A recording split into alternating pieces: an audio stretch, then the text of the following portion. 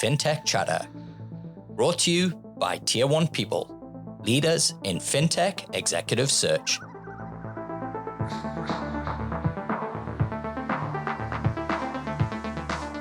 I'm your host, Dexter Cousins. Welcome to episode 105 of the show that connects leaders from the Fintech community to share their learnings on leadership, hiring, entrepreneurship, raising capital, scaling, and of course, a bit of chat. Today's guest is Bridie Ohlsson. She's one of the most promising leaders in Fintech and CEO of blockchain startup Geora. Geora is a technology platform for farmers, helping them manage supply chain finance through smart contracts. It tackles one of the biggest challenges facing humanity, the efficient distribution of farm produce. Recently backed by NAB Ventures and Tenacious Ventures, Geora is now poised for the next phase of growth. This year, Tier 1 People is committed to showcasing 50 of Australia's up-and-coming fintechs. Show your support for the next wave of Aussie founders with a like, a subscribe, a comment, or a 5-star review, so we can spread the word on this great group of people. Bridie, welcome to Fintech Chatter. Great to have you with us. I'm really, really excited to be here, Dexter. Nice to chat with you. It's been a while. It has been a while. I think the last time we spoke, you were up for another award. And yeah, I think we were in the midst of another COVID lockdown. So it's nice to be speaking to you not in lockdown. Yeah, that's true. I can go for a walk after this. Bridie, I wanted to invite you on the show because what I believe that you're doing and the team at Geora are doing is something that clearly impacts on every Australian's lives. But would you like to share with our followers a little bit about Geora and what you do? Yeah, definitely. So I guess we're one of those startup slashies that does cross over quite a few different domains. We're an agtech / fintech / deep tech kind of blockchain startup. And that doesn't really mean anything until you know what we do. But we basically are working with farmers to help connect them in with economies and data economies. Because everything that we're focused on at Geora is about how we support agriculture and making it more sustainable, more efficient, and more secure. It doesn't sound like we're a fintech company when I tell you that we're, working to make agriculture more sustainable. But when it comes down to it, like a lot of that is about finance, access to capital, being able to invest in regenerative practices. And I think a lot of the time, as a conscious consumer, we are quite separate from that problem of, okay, yes, we know we need to change how we produce food if we're going to meet our sustainability targets. How do we actually do that? I mean, for a lot of the 570 million farmers around the world, that is completely dependent on being able to invest on farm, invest in better sustainable practices, invest in doing things differently. So what we're seeing is there's actually an opportunity for all of us to more actively invest in our future as a global economy, because we are able to invest in ag. So that's what we're focused on at Geora, is how do we invest in the future of agriculture and how do we make that something that we're all sharing in the problem space and in the opportunities. And so can you tell us a little bit more about the platform and how it works? Yeah, definitely. So Geora is kind of like a website builder. If you've used like Webflow or Squarespace, they make it really easy to set up your own website.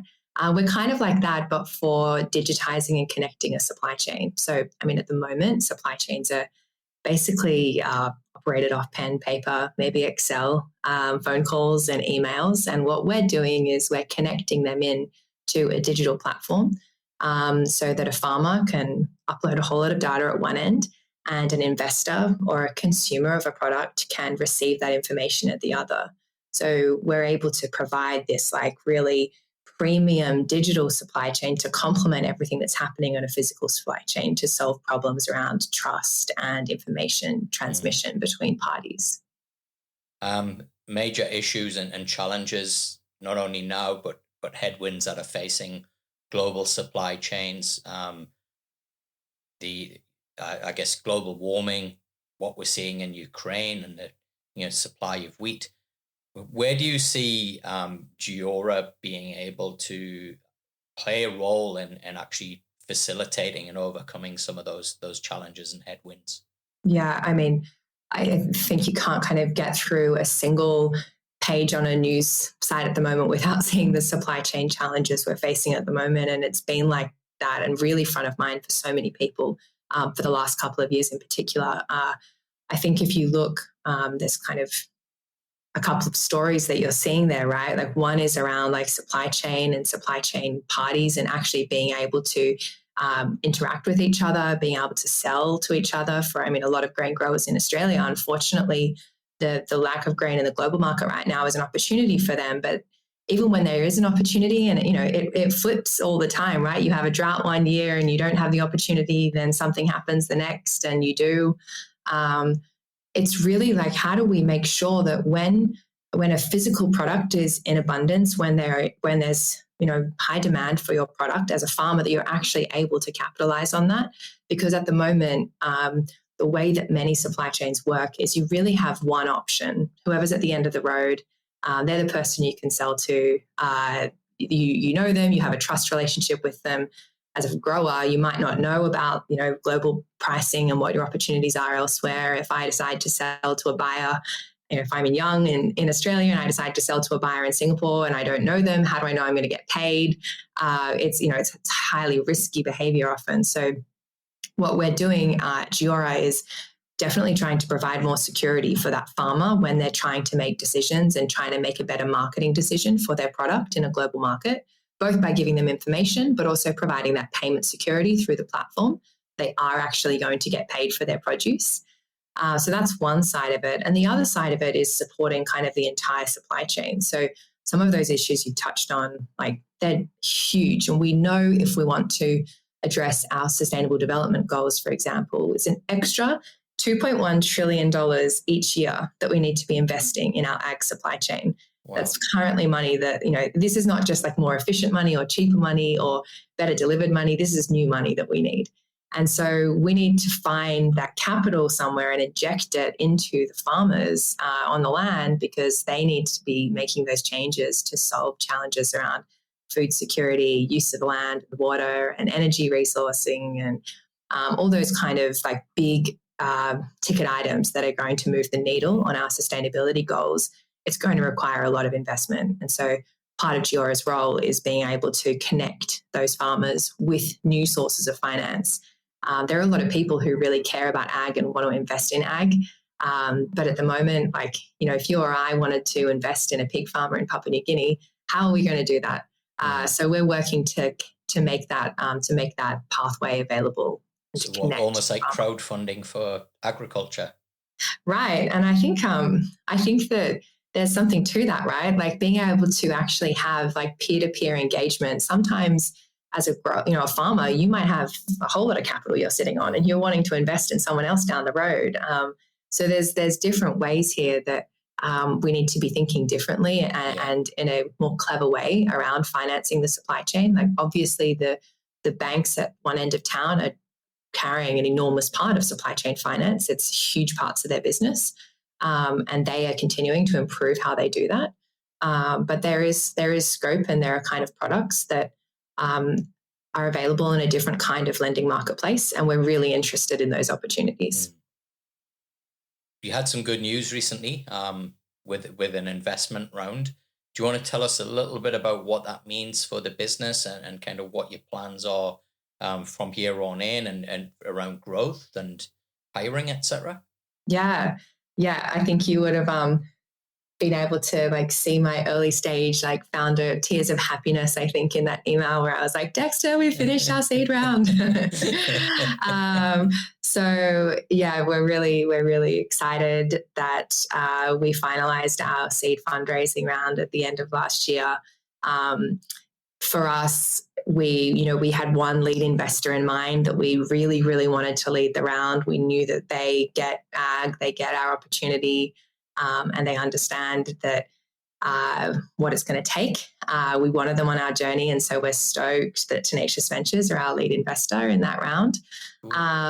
We also have follow-on investment from NAB Ventures. So this is like our typical slashy bucket, right? We've got, amazing participation in our seed round from Australia's largest agri lender.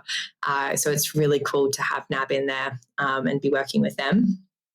And we've also got the backing of Flying Fox in that round, and they've just been so good to us already. So we're so happy. We couldn't be happier with our pool of investors. And for us, I guess it's kind of a seed fundraising round in lots of ways feels like a significant maturing stage for a company like ours.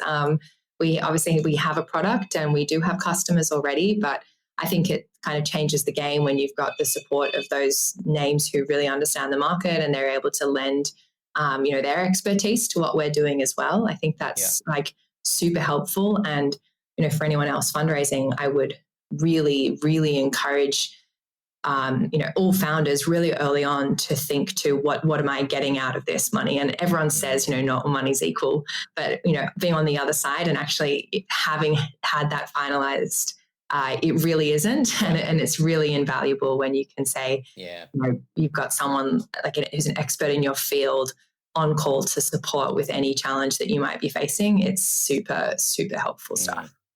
I just had a chat earlier this morning, actually, with another startup that's just raised, I think, around 6 to 8 million in seed money. And the first thing that they wanted to do was to engage me and spend some of that on my fees, which I said, hey, no, that's not the best use of the capital. How do you feel when you're given that check, Bridie? And what is it that you kind of, is your kind of belief that when you raise capital, particularly seed capital, what's the purpose of that capital for, and where do you see yourself investing that money?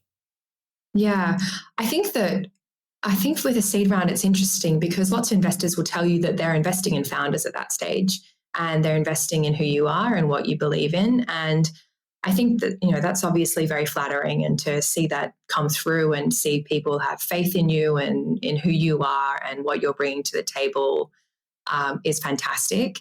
I think, though, what it's meant for me and what it's meant for our team is, okay, this is now about our product, our platform, and our customers. It's great that our seed investors believe in my co-founder and I, and they believe that we have what it takes to provide a solution into this problem space.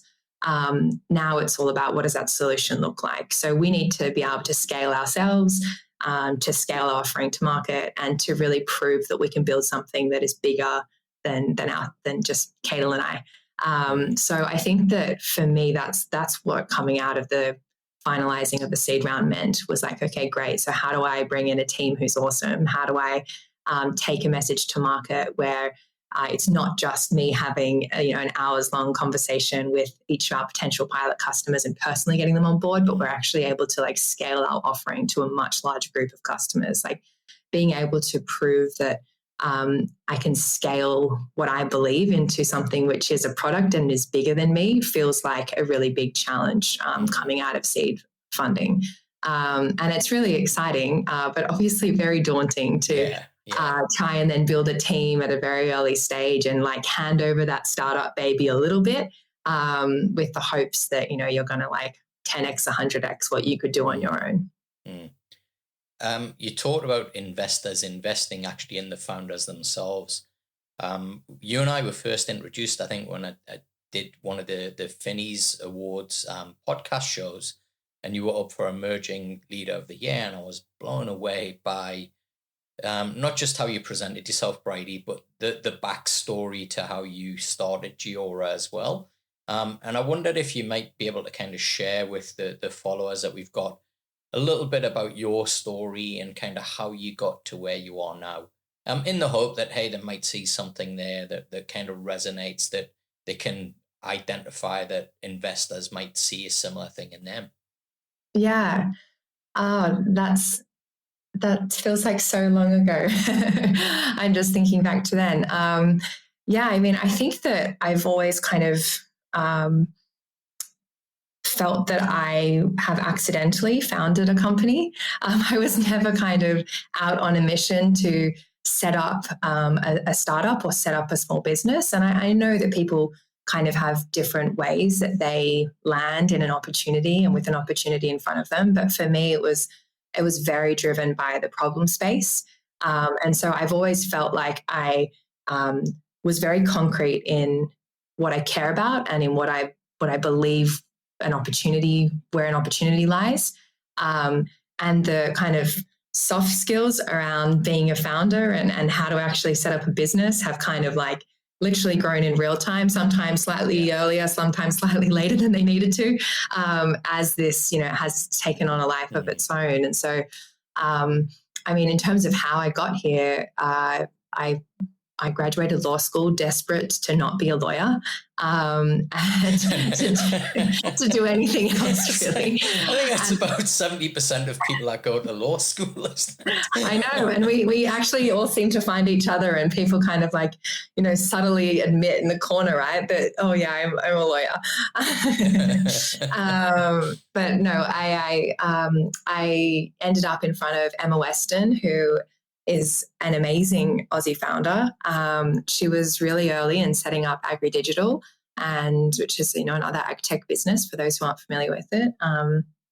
And she needed someone to build IKEA furniture, write contracts, speak with customers, and I said I can do all of those things. And so I joined AgriDigital, I think as employee number 2 or 3 or something, and was really fortunate to be in a position where we were leading the charge of blockchain in ag, and happened to end up running that project work stream. And this is, as I say, I kind of fell into it. It really does feel like that still when I think back to what happened. I was running this project work stream. Emma and I were getting this like huge amount of interest in what we were proving, what we were testing with big players in, Aussie ag and finance space. And came to the point where we both felt like it made sense for that work stream to become Geora and to become its own business. And so I think it was a bit of like right place, right time, and just saying yes and feeling completely underqualified, but having the backing of someone who believed in me with Emma, and just saying, okay, yeah, I'm just going to try this, and trusting that the soft skills would kind of develop, those kind of like the leadership side of things. I'd never run a business before. I'd never kind of registered a company before. There were all these things that I just like, both technically and in terms of like my own personal development, that I was just trusting would come along with us as we grew. And, that's still something right now when I'm hiring people at the moment. I'm like, I want someone who believes that they are going to develop as the company grows and who's going to grow with the company. And I was saying this to my co-founder, Kate, the other day, like if I stop improving on my own performance in my own job, like I'm going to be underqualified for my job really quickly. So I think that's like, that's been a big part of it, is just trusting that these experiences are what's going to actually be the CV that keeps me qualified for my role, and just running with the opportunity that was in front of me. You talked there about some of your motivations, and very, very different, almost in stark contrast to the stuff that you'll read on social media.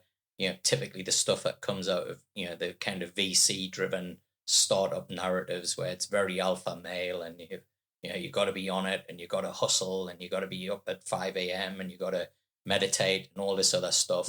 By the sounds of it, you've come from a very different space, which is one of more of kind of authenticity, and a one where, the kind of mantra of being, you don't choose leadership chooses you. How do you think that or how do you feel about that kind of other side of it?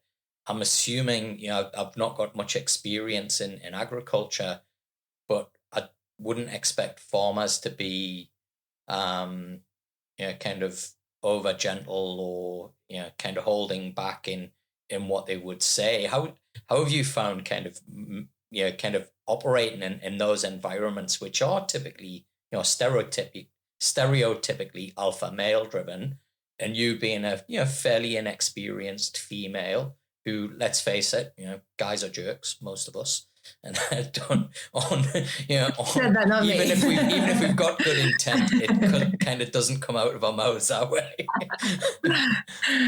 Yeah, I mean, there's so much in so many of those questions. Like, there's my experience in 2018 within the crypto bro world of New York. Like, we haven't even talked about that, right? I know. I mean, I work in tech and agriculture. These are massively like male-dominated industries.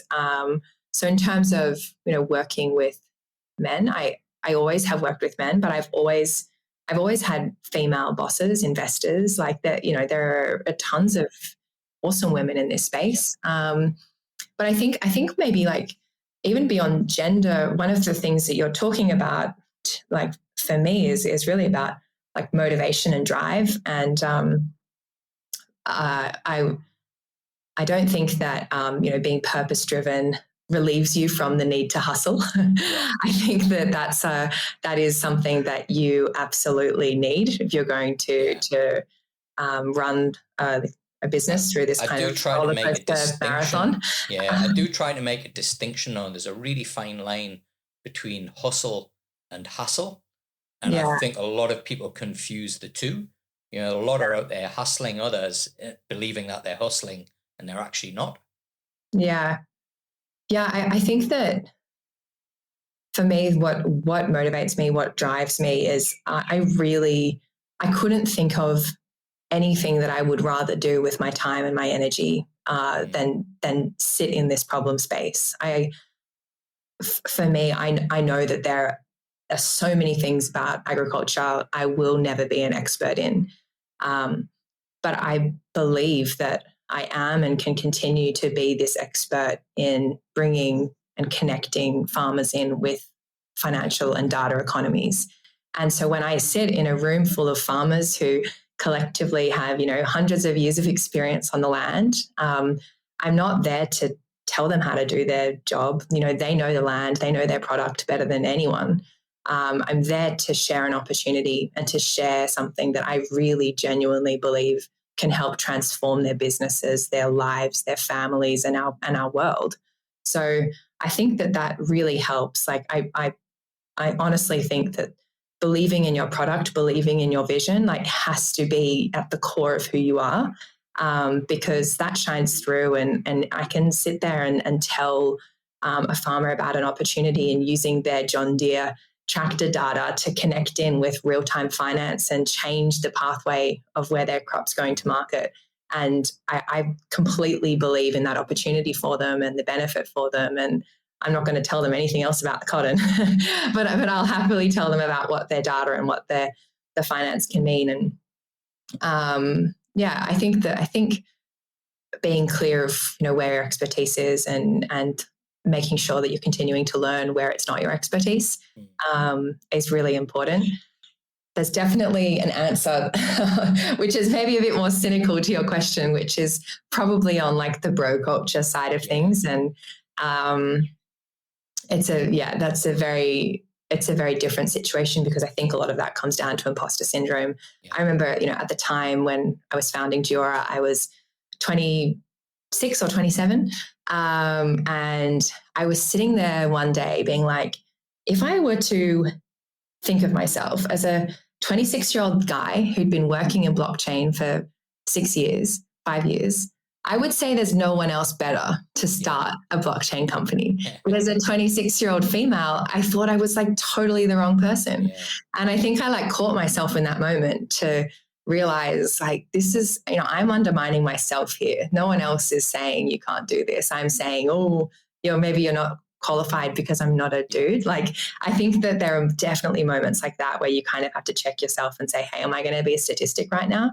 Yeah. And lean on the people who are there to back you, and back yourself, because like there's totally been moments like that where the bro culture gets the better of you and you get asked if you're in marketing one too many times and go, wait, am I actually in product and tech? Yeah. Awesome. Now, you talked there about the bro culture it seems like all the talk in the last 12 months in blockchain and crypto is how much you can sell a JPEG of a monkey for and how much it's worth. Oh Can my I gosh. ask, how frustrating is it for somebody who's going out and addressing a real, a problem that's impacting us all? The statistics and the data shows that we're going to be in world hunger in the next 30 to 50 years, and all the talk is going on a Bored Ape, and here's you and your team building something that's actually going to have a real impact on the world, and there's nowhere near anywhere as much noise. Yeah. I mean, yes, of course, when you're kind of doing the invest rounds and hustling up seed capital and you see people just selling NFTs for stupid amounts of money, you go like, am I doing this wrong? check your own strategy. Like, is this really the best way to raise money? But no, I mean, there's definitely that side of it, but like hype cycles will always exist. And I do think that the technology benefits from many of these activities. I think that when we talk about like NFTs and tokens, and it's something that we've been using within the Geora platform for, 4 years. We've been using composable and semi-fungible tokens and non-fungible tokens and completely fungible tokens. Yeah. And it's kind of nice to see the conversations happening. And they only happen because people get excited and kind of go crazy over the sale of these NFTs for, exorbitant prices. And then people start talking about it and going, oh, what even is it? And I've been asked, what is an NFT more times in the past 6 months than I had the 4 years before that. So those things are good. And it's nice that people within the market are kind of taking on that role of marketing what a token is, even if it's in a way that sometimes makes me go, oh my gosh, can I just have one of those? One of the funds of one of the NFT tokens you're selling, like, please, can we actually invest that in ag? So there's that side of it, which is great. And the other side, which I think is important as well to note, is that a lot of people who have been, in this blockchain world for a while and in the tokenized world really do believe in the ethos behind it. And that makes a lot of them like super aligned with a lot of, ESG investment theses. Yeah. And so the opportunity to include them in tokens that are actually backed by physical produce and that can actually connect in with farmers is something that is so real to me. And it's absolutely something like, where we see the future going. If we can bring in those lenders into the actual agricultural lending space and not just like tokenized trees, but investing in actual trees and regenerative practices on farm through the same technology, that's a great outcome. And that goes a long way to plugging that $2.1 trillion gap. So I see them as key participants. I don't think that we have the right system set up right now because most farmers don't want to receive payment in cryptocurrencies. So we need to bridge that gap. That's a problem for us. Yeah, that's one we will solve. But I'm encouraged by the alignment in lots of spaces. Now, I wanted to talk a little bit about your experience, Bridie, as a leader. You mentioned there, you kind of had imposter syndrome. It might surprise you that every single exec that I've spoken to in the last 20 odd years, whether they have 30, 40 years experience or 3 months experience, has exactly the same challenge. I think it's kind of been compounded in the last couple of years by the fact that technology and the world's changing so quickly that none of us, or every one of us, question whether what we're doing today is actually right and will be relevant in the next 12 months.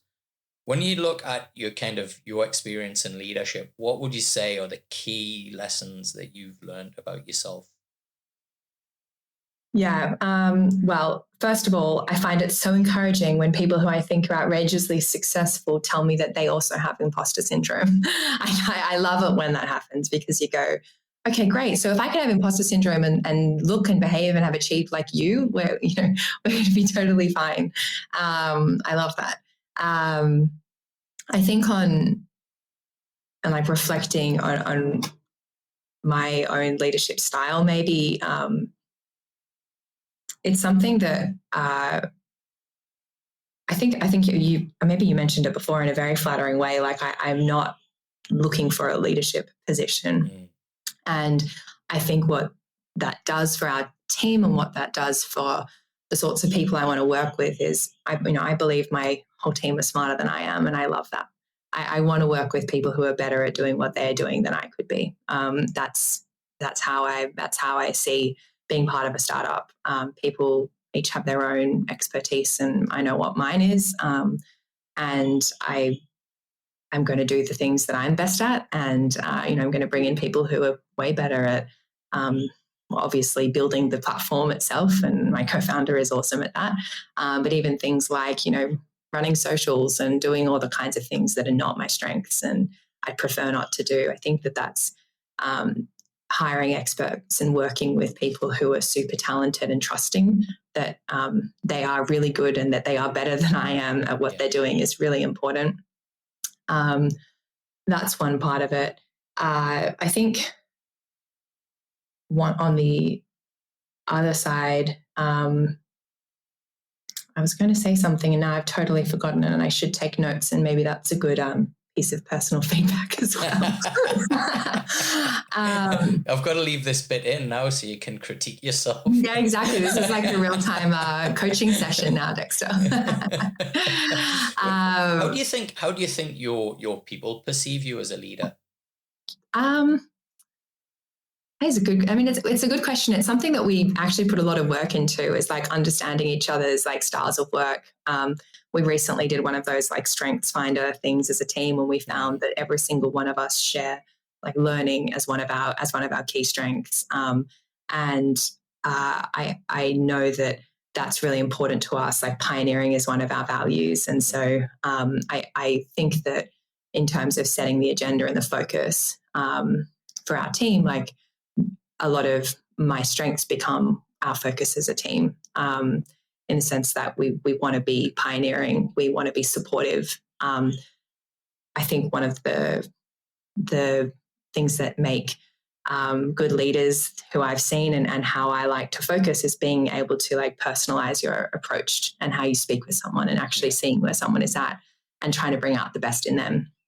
I think that that's really important, whether that's a customer or an investor or a partner, an advisor. Like I want to get the best out of them in that moment and speak to them and see them and learn myself, of course, but also, connect on the most meaningful points for that conversation, for that outcome. So hopefully that's something that my team gets a lot out of, and being able to focus our energy in that sense. So there's a lot of, I guess, advice out there. Many times it can be conflicting or not necessarily perhaps, right in the circumstances, particularly when it comes to startups and a lot of the advice that comes out from, that community. One of them being that, it's difficult to launch a startup without a CTO founder. I think one of the challenges that you have when you have tech founders is you mentioned that kind of softer side, the piece around being able to connect with people, whether it's your employees, your partners, your customers, can often be lacking, and you'll miss, kind of key insights for product development or, key insights as to the culture of the business. How do you feel now, kind of looking back and at your background of being a lawyer who, let's face it, I remember as a kid, I was very strong in kind of influencing and kind of arguing my case. And my gran used to call me the Philadelphia lawyer, right? I was convinced I would become one.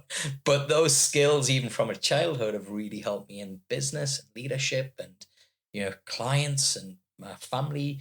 How have you found as a startup founder, looking back, do you wish you'd have done the tech bit, or are you really happy that you kind of stuck with law?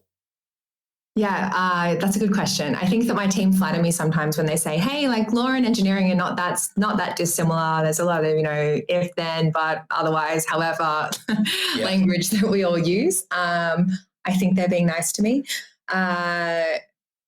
And my partner will regularly call me out when I'm kind of moving linguistically in circles around him for lawyering him, and he really doesn't enjoy that on my personal side. So I think that there, like you, there was always like that natural tendency to be creative with words and pitching, and that comes very naturally to me. It gives me a lot of energy, which I think was what I should have written notes down about before, like know what gives you energy. Yeah.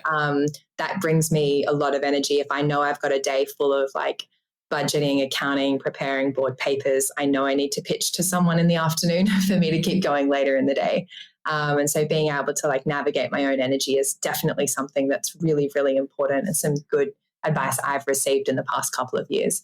And so I know that is an area that I've always enjoyed, and something that from debating through to like, model UN at university and everything else nerdy in between that I did, I've always invested in and loved that space of being able to articulate something and argue a case. But I actually was like a maths and physics person in high school. So I was told by the careers advisor, go and do engineering. And I was like, absolutely not. So I was, maybe I missed the boat on like the, women in STEM push. I might have just been a bit too early to see that kind of come through as it is like in high schools now. But I might have enjoyed it, but I get a lot out of what I learned at law school still. And I think, there are definitely days where I go, it would be way more fun if I could actually just get into the application and build what I'm thinking about right now, rather than needing to document and communicate that and get someone else in our team to jump in and change the button around and change the user experience. But I think that being able to have that complementary skill to actually see the customer, understand what is going to work for them, and also not ask the customer what they want, because the customer is not going to describe to you the future. They're going to describe to you their needs, and then you need to be able to take them to the future. So being able to picture that pathway and then articulate that to a team, and then have a team build it. And I'm not going to understate the then have a team build it part. Like, I've had so many founder friends fall apart on that side. And you can't just plug in technical gaps in a product like mine with like an offshore team. Like, Cadle is absolutely vital to realizing that dream. And I think that our skills are very complementary and line up nicely in this product space. But yeah, definitely some days I'm sure he wishes he could speak, do some of what I'm doing, and I wish I could do some of what he's doing, but it generally works pretty well. Do you feel then, when you look at the journey that you've been on and where it's led you to now, that you've done the right thing, that you've kind of found your calling in life? Oh, that's definitely something I feel in terms of like ag and being in this like problem space. I feel like it's the love of my life. I turned 30 a month ago, and I'm very aware that I have a very, very long career ahead of me for many, reasons, lifespan and everything else that we kind of look at these days and go, right, well, we're working till we're 80. I would love to think that Geora takes up the bulk of what I'm going to do, because I think our mission is the most important thing I could devote my mind to. But I think that there's still, there's still a few other careers as a carpenter and I'm not sure, that's kind of my that's my grey day career. I go, I wish I just was working with my hands right now. So maybe one day I'll be on a farm and we'll be building software and the metaverse, and that'll be a very different experience, I'm sure, in 30 years when I'm working on the next challenge. It's awesome what you've said there, Bridie. Two things that really kind of resonate with me is, one, what you spoke about around finding the things that give you energy. Again, all of the advice that's out there, where that you should meditate, do all of these things. I've actually found my zen in aspects of the work that I have to do for my business. So whether it's editing a podcast and I put headphones on and get deep into audio waves and trying to perfect everything, is just, where I get my moments where you switch off. And then the other bit that you've talked about is really about that, not defining yourself by your career, but the career being the platform to enable you to express yourself in all the ways that you want to express yourself and that you get joy from. And I think it's kind of so critical now that, particularly as we're at this point where we're talking about the great resignation, and I'm seeing so many people that are lost because they've just quit their job and then thought that what life was about was not doing anything. And it's like when people retire and all of a sudden 5 years later they've died because they had nothing to keep them going through the day other than going to the bingo or playing golf. Yeah, I really feel that as well. I was speaking with someone recently who's working to become a partner at a law firm, and they're working to become a partner at a law firm so that they could retire was the answer to what's the end goal. Yeah. And for me, I was like, maybe making money and building a base is really important for you because of what you want to do with that. But be clear about that, be clear about why you're retiring, because you want to have, hand at becoming a pro golfer. Like genuinely, I'd be interested in that vision and in that platform and where you want to head with that. I think that, my why is really about connecting. Like, my Zen space is like feet in the sand on a beach somewhere along the South Coast. Like that's where I am when I'm connected. And I think that flows through. Like Geora is all about connecting. How we work as a team, it's about connecting in with each other, with our skills, with the platform, with our customers. It's core to what we're doing and who we are. And I think it's core to who I am. And I think that when people are looking for the next step, it can be really daunting. And I'm always there, that voice saying, like, take the risky move, take the move that feels big because you have it in you. And if you have that alignment with who you are, and that sounds a bit wanky. And I'm from the north of England, right? And I talk about this stuff all the time, and I drink rosé wine, and people think I'm crazy, right? Saying, what's this guy old guy from the north of England who would expect him to be rough and all these things? I absolutely agree with you. And what you've just shared there is what I would say is absolutely the optimal way if you want to create values and culture and have a mission statement around your business and who you are and how you operate. What you've just talked about there is absolutely the essence and the key to making that actually authentic and meaningful and actually attracting and retaining the right people. Because if you do exercises and just come up with a bunch of words that you all think are cool or that you all aspire to, it will fail. Absolutely guarantee it. Yeah. Oh, I'm gonna have to listen to this episode to and take some notes myself. No, but yeah, thank you, and I love being able to share what I care about and kind of what makes me who I am, and have that resonate with people. As I'm sure you can tell based on the fact that I just told you that connecting is at the heart of who I am. But I think that I'm obviously really grateful for the opportunity to share that with you. So awesome. Thank you. You're welcome.